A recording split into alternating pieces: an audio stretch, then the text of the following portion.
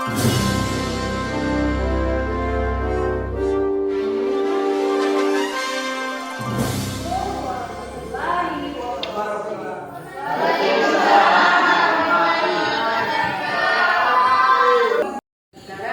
kalian ketua kelasnya silakan berdoa. Sebelum kita melanjutkan pagi hari ini, marilah kita berdoa. Berdoa mulai.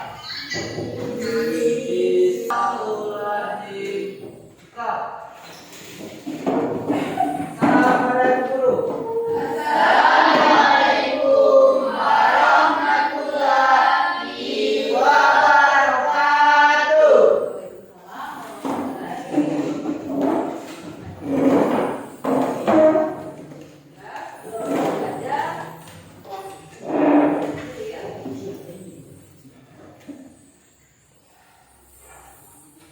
Aden dan Riansa, Hadir.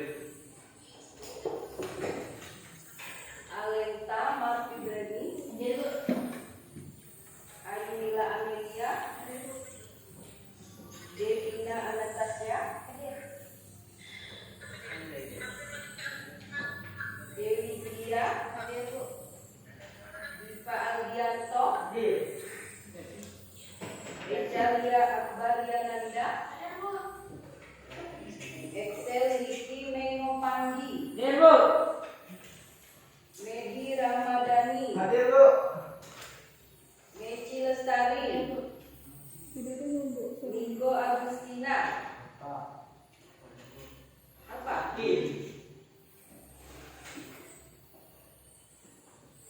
Fadila Febriani, Putri, Rizky Saputra, sakit. Bulan Suci Ramadhani, sudah ya? Dua orang yang sakit?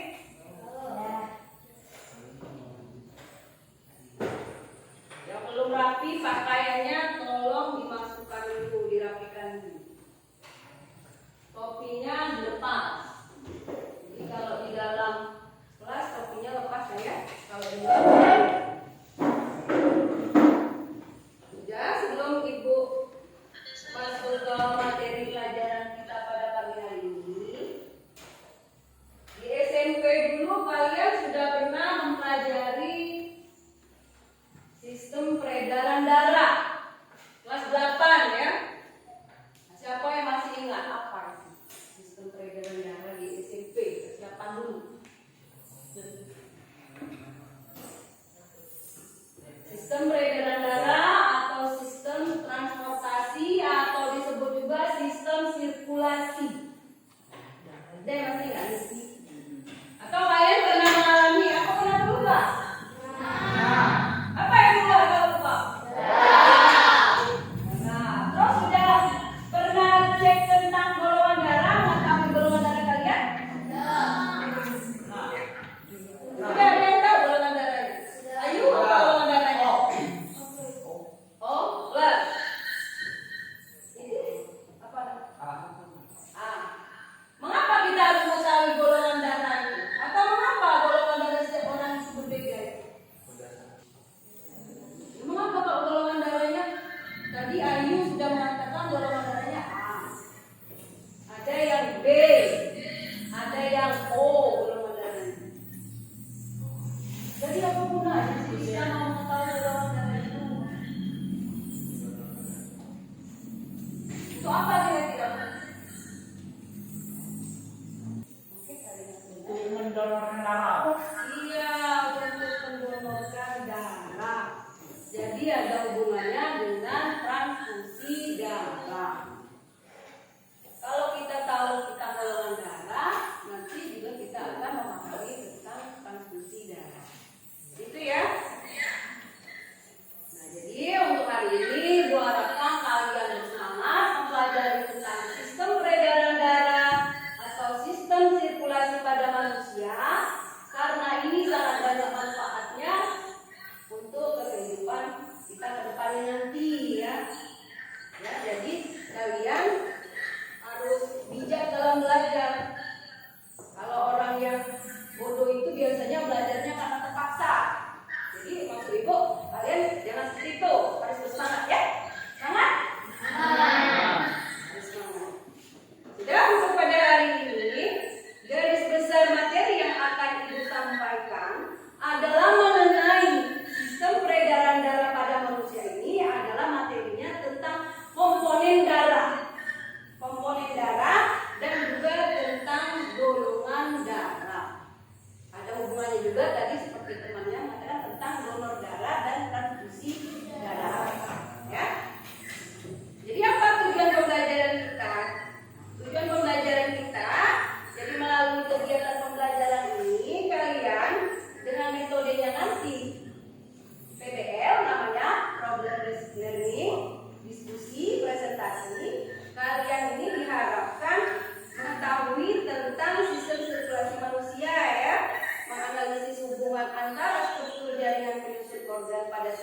sirkulasi dan kaitannya dengan proses dan gangguan fungsi yang dapat terjadi pada sistem sirkulasi manusia.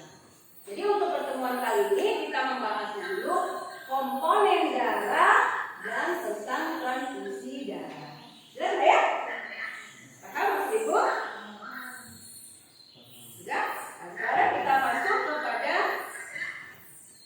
untuk materi pembelajaran kita. Kalian tadi sudah dikatakan kalau terluka mengeluarkan darah. Apa itu darah? Komponen darah itu apa saja? Mungkin kalian ada yang ingat apa komponen darahnya? Siapa yang ingat?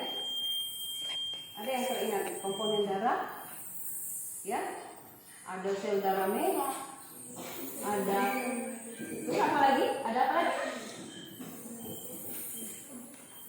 Ada sel darah putih. Terus ada apa lagi? Ada plasma darah dan ada keping darah. Nah ini kalian perhatikan dulu. Ini ada dari media yang sudah ibu buat. Ada fungsi dari darah. Itu yang pertama, membawa zat makanan dari sistem pencernaan ke seluruh sel tubuh. Yang kedua, pengangkutan oksigen dari paru-paru ke seluruh tubuh. Yang ketiga, pengangkutan sisa metabolisme. Yang keempat, mengangkut hormon dari kelenjar hormon ke organ sasaran. Kelima, pemelihara keseimbangan cairan tubuh. 6, pertahanan tubuh dari serangan mikroorganisme atau zat asing lainnya. Yang ketujuh, pemelihara suhu tubuh. Jadi ini beberapa fungsi dari darah.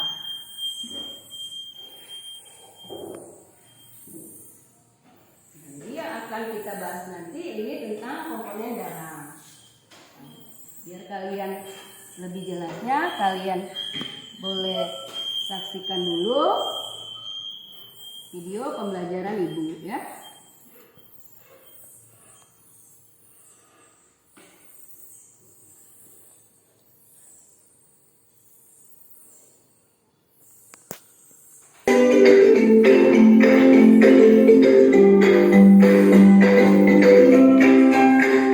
Perkenalkan, namaku Bludi, si darah merah yang selalu ceria.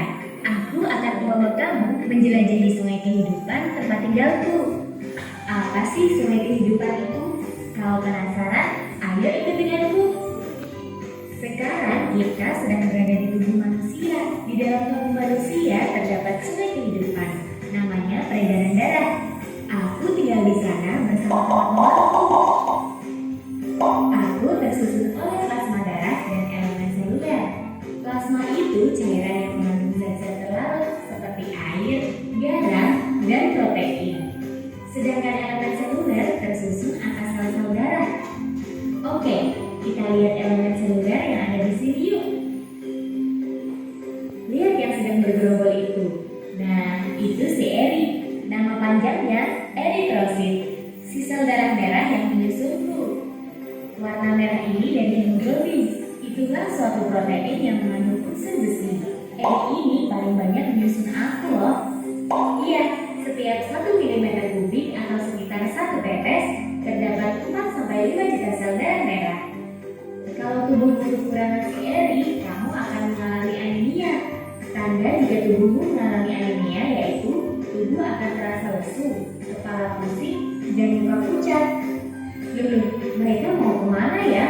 Ayo ikuti mereka. Kita sekarang berada di dalam paru-paru. Di sini si Eri akan mendapatkan oksigen. Kita sekarang sedang berada di jaringan tubuh. Eri melepaskan oksigen yang dia bawa tadi ke sel-sel tubuh. Sel-sel tubuh sangat gembira setelah mendapatkan oksigen dari Eri. Sel tubuh kemudian melepaskan sisa pembakarannya, yaitu karbon dioksida, dan dibawa oleh Eri. Eri melanjutkan perjalanannya kembali ke paru-paru. Di sini Eri melepaskan karbon dioksida yang nantinya akan dikeluarkan oleh tubuh. Apa itu di sana? Seperti ada suara yang sedang bertengkar. Mari kita lihat. Oh, lihat.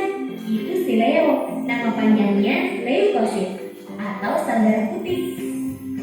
Mereka sedang bertugas melawan kuman atau disease mereka bersungguh. Jumlah Leo terbagi kedua setelah Eri, yaitu sekitar 8.000 sel. Wow, banyak sekali jenis sel darah putih itu. Aku rasa mereka berbeda satu dengan yang lainnya. Ayo kita lihat lebih jauh lagi. Yang sedang melawan penyebab infeksi cacing itu siapa ya? Ternyata itu EO atau eosinofil. Dia jenis sel darah putih yang mengandung granula berwarna merah. Kalau yang melawan kuman penyebab alergi itu basofil. Dia jenis sel darah putih yang mengandung granula berwarna biru. Nah, kalau itu apa ya? Dia sedang menyerang patogen. Oh iya, dia netrofil yang berfungsi sebagai fagosit. Wah, ternyata banyak sekali jenis sel darah putih di dalam tubuh manusia ya. Mereka sudah memiliki tugasnya masing-masing. Tapi, jika jumlah sel darah putih menjadi lebih banyak dan ganas, itu akan menyebabkan penyakit yang bernama leukemia. Itu sangat mengerikan. Sel darah putihmu akan memakan sel darah merah. Mari kita lihat sel yang disuntul lagi. Nah, itu dia. Kalau yang berbentuk seperti bintang itu namanya trom. Nama panjangnya trombosit atau keping darah. Trom ini menyusunku sekitar 200.000 sampai 400.000 sel per 1 mm kubik darah. Mereka bertugas melakukan pembukaan darah. Aduh, ada apa ini? Kenapa ada guncangan besar sekali? Ternyata manusia ini jatuh dari sepedanya. Waktunya trom beraksi. Lihat, saat ada bagian tubuh terluka, trom akan pecah karena bersentuhan dengan permukaan kasar dari pembuluh darah yang luka. Tenang, si trom ini punya senjata ampuh loh. Di dalam trom terdapat enzim trombokinase atau tromboplastin. Enzim itu akan mengubah protrombin menjadi trombin. Wah, mereka sedang berkumpul membantu menenangkan fibrin dari trombin tadi untuk menutup luka. Syukurlah darah sudah tidak keluar lagi dari manusia ini. Oke, sekian dulu perjalanan menyusuri sungai tempat tinggalku ini ya. Aku akan kembali bertugas. Sampai jumpa di perjalanan lainnya.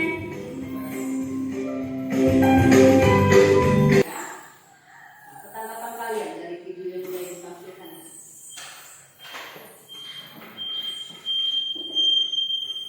Ya. Kenapa tidak ada kalian yang lagi dari video itu? Kalian silakan duduk berkelompok secara heterogen. Jadi bentuk kelompok dulu. Kelompoknya 4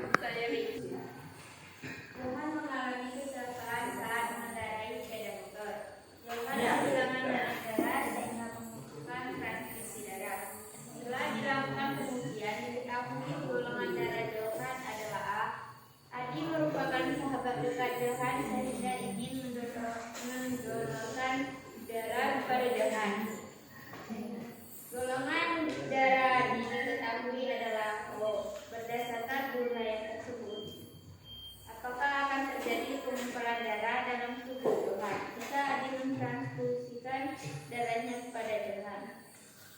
Dari pernyataan tersebut, saya ingin menjawabnya. Golongan darah Johan yaitu A, golongan darah Adi yaitu O. Apakah Adi bisa mendonorkan darah kepada Johan? Tentu bisa, karena sel-sel golongan darah O tidak mengandung kedua aglutinogen sehingga sejumlah kecil dari darah ini dapat ditransfusikan ke hampir setiap resipien atau penerima, yaitu mempunyai dua aglutinin, yaitu serum antibodi atau aglutinin dalam serum. Kedua aglutinogen yaitu antigen atau jenis protein mengumpal darah eritiosit. Komponen penyusun darah dibedakan menjadi 4. Pertama, plasma darah. Ciri-ciri berbentuk cairan berwarna kuning.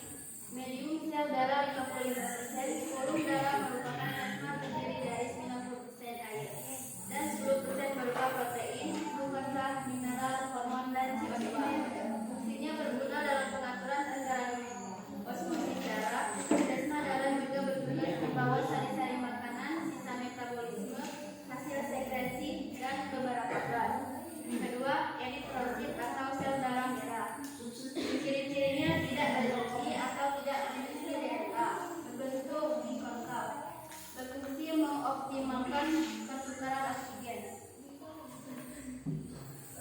Tiga, leukosit, sel darah putih. Ciri-ciri satu memiliki fungsi, dua tidak memiliki bentuk yang tetap. Fungsi utamanya untuk melawan kuman yang masuk ke dalam tubuh membentuk zat-zat antibodi. 4. Trombositopenia, puting darah. Ciri-ciri 1 berbentuk cakram dan tidak berhenti. 2. Masa hidup sekitar 8-10 hari. Fungsi utama sebagai sistem pertahanan yaitu mengaktifkan mekanisme pengumpulan darah. Hanya itulah yang kami bisa sampaikan tentang sistem peredaran darah. Mungkin ada yang kelompok lain? Ada yang ingin menanggapi? Nah, silakan. Ada? Kelompok 2, kelompok 3. Jelas yang dipaparkan dari presentasi kelompok 1? Jelas? Tidak ada yang ingin menanggapi, ya kita kasih aplaus dulu untuk kelompok 1 mempresentasikan hasil diskusinya.